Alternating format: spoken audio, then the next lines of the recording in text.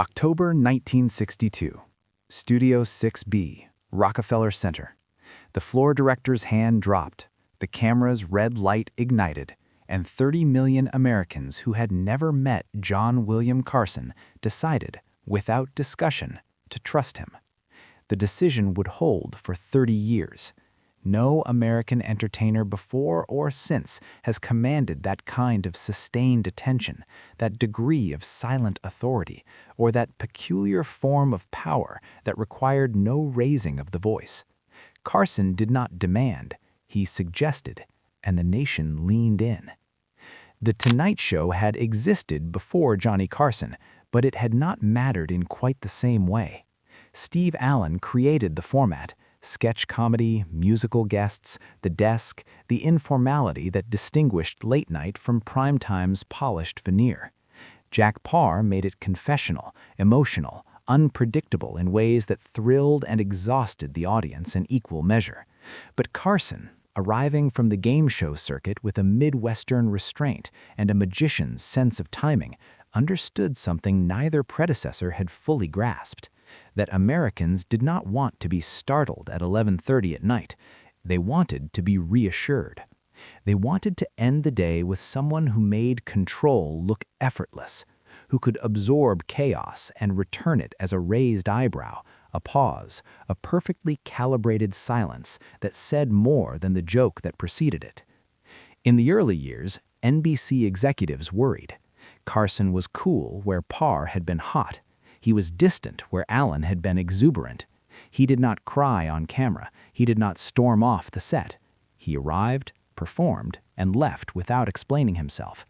The network had expected fireworks. They received precision. But the audience understood immediately what the executives took years to learn, that Johnny Carson's genius was not in what he revealed, but in what he withheld. He was the man at the desk who knew more than he said, who saw through the performance but chose not to humiliate, who could destroy a guest with a glance but almost never did. That restraint, that sense that Carson could but wouldn't, became the source of his authority.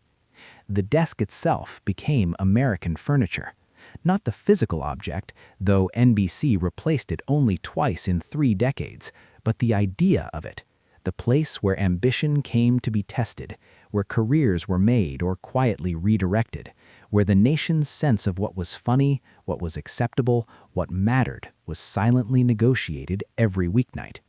To appear on The Tonight Show was to submit to an invisible standard. Carson did not interview in the confrontational style that would later define television journalism. He did not probe, he did not challenge, he simply waited. And in that waiting, guests either found their rhythm or revealed they had none. Performers who could hold their own at the desk, who could match Carson's timing, who understood the value of the pause, who knew when to let silence do the work, were invited back. Those who pushed too hard, who mistook Carson's politeness for weakness, who tried to dominate the conversation, were thanked and rarely seen again. The audience never heard Carson issue a verdict. They simply noticed who returned. By the mid-1970s, Carson's power had become structural. The Tonight Show was no longer just a television program. It was the mechanism by which American popular culture certified itself. A comedian could perform in clubs for years, honing material, building a regional following, but none of it translated into national recognition until Carson gave the signal. That signal was specific. The gesture, after a successful stand-up set, inviting the comedian to sit at the desk. It happened perhaps a dozen times a year. For those who received it, David Letterman, Jay Leno, Jerry Seinfeld, Ellen DeGeneres, Roseanne Barr, it meant that Carson had seen something sustainable, something beyond the 5-minute set, something that could carry the weight of repeated exposure. The invitation was not a guarantee of stardom, but without it, the path was infinitely longer. Carson rarely explained his choices. He did not need to. The desk was the explanation. Producers who worked on The Tonight Show during its peak years, Fred de Cordova, Peter Lasalle, Jeff Satzing, described Carson's preparation with a consistency that suggested ritual. He arrived mid-afternoon, read through the monologue cards, made small adjustments, rarely added material, and never rehearsed delivery. The jokes were written by a staff that understood his rhythm so completely that their work required minimal alteration. Carson trusted the material because the material was built for his cadence, his deadpan, his ability to recover from a joke that failed with a reaction that was funnier than the original premise. The monologue was never about the jokes. It was about watching Carson manage the jokes, watching him acknowledge failure, watching him turn the audience's disappointment into a shared moment of recognition that this, too, was part of the performance. He did not pretend every joke worked. He admitted it, shrugged, and moved on. That honesty, delivered without self-pity or desperation, became a form of intimacy. The guests who succeeded at the desk were not always the most famous or the most talented. They were the ones who understood that Carson was not there to be impressed. Bette Midler, appearing more than 24 times, never tried to outshine him. She matched his energy, respected his silences, and knew when to let him set the pace. Don Rickles, whose entire career was built on insult, softened at the desk, not out of fear, but out of recognition that Carson's format required collaboration, not conquest. Even Richard Pryor, perhaps the most explosive comedic talent of the era, adjusted his tempo when sitting across from Carson, understanding that the desk was not a stage. It was a conversation that happened to be watched by 20 million people. Those who forgot that, those who played to the audience instead of to Carson, found the segment shortened, the follow-up booking delayed, the invisible machinery of The Tonight Show quietly recalibrating around their absence. Carson's authority extended beyond the guests to the network itself. By the late 1970s, NBC's primetime lineup was struggling, but The Tonight Show remained profitable, reliable, and untouchable. Carson renegotiated his contract repeatedly, each time reducing his workload while increasing his control. He cut the show from 90 minutes to 60. He reduced his weekly appearances from 5 to 4, then to 3.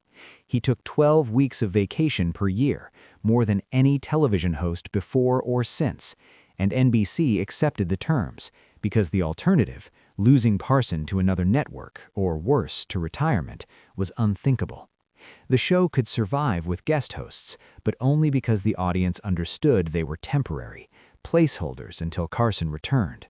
The guest hosts, Joan Rivers, David Brenner, Jay Leno, Gary Shandling, were auditions in front of the largest audience in television, but they were not Carson, and everyone understood the distinction.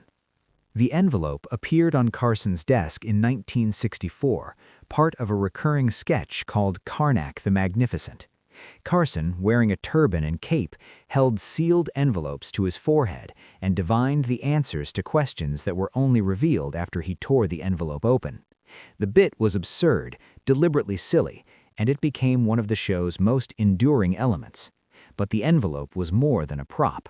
It represented the structure of Carson's entire approach, the answer before the question, the punchline before the setup, the sense that Carson already knew what was coming and was simply allowing the audience to catch up. He never seemed surprised. He never lost control. Even when a sketch failed, when a guest veered off script, when technical difficulties interrupted the flow, Carson absorbed the disruption with a glance, a shrug, a one-liner that acknowledged the mistake without dwelling on it. The envelope, sealed and mysterious, was a reminder that Carson held the answers, that the chaos was temporary, and that order would be restored by the time the commercial break arrived. The monologue, the desk, the guests, the sketches, all of it was performance, but Carson's genius was in making the performance feel like inevitability. He did not appear to try. He did not sweat. He did not beg for laughter. If a joke failed, he moved on. If a guest was dull, he filled the silence. If a sketch ran long, he cut it without apology. The audience never saw the machinery.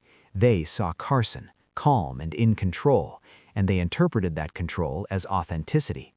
But those who worked behind the curtain knew the truth, that Carson's ease was constructed, rehearsed in the most invisible way, built on decades of practice that had trained him to make spontaneity look unplanned.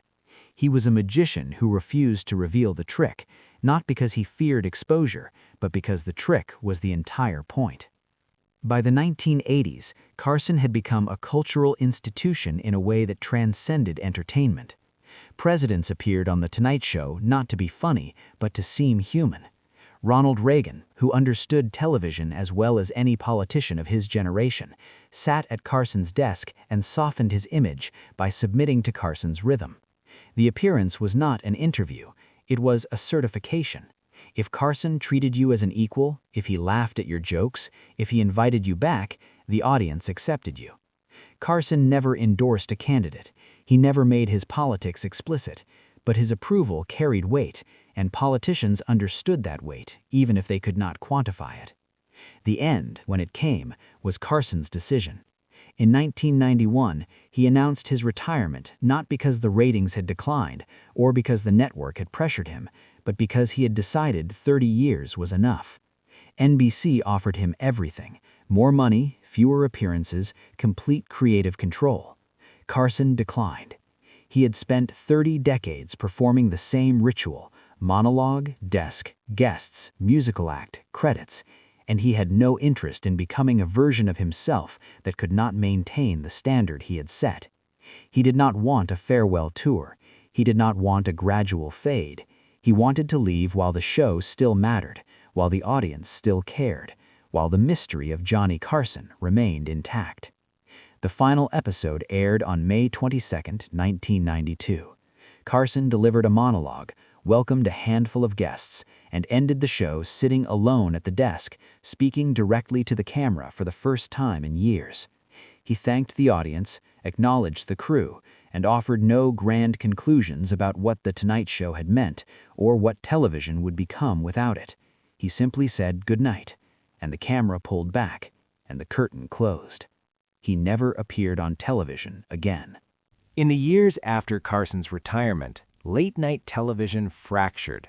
Multiple hosts competed for the audience Carson had once held alone. The format remained: monologue, desk, guests, but the authority was gone. No single host commanded the trust Carson had earned, and no single show defined the culture the way The Tonight Show had. The fragmentation was not a failure of talent. It was a recognition that what Carson had built could not be replicated because it had never been about the format. It had been about the man at the desk, the one who made control look like ease, who made performance look like conversation, who held the envelope and knew the answer before the question was asked. The curtain, drawn closed behind Johnny Carson for 30 years, had always been more than a stage element. It was the boundary between public and private, between the performance America saw and the man they never quite knew. Carson guarded that boundary with absolute discipline. He gave interviews rarely, spoke about his personal life almost never, and made no effort to extend his fame beyond the 30 seconds it took to walk from the curtain to the desk. When the show ended, the curtain closed for the last time, and Carson stepped behind it permanently. He had spent 3 decades performing trust, and he understood that trust required distance. America did not need to know Johnny Carson. They needed to believe they did.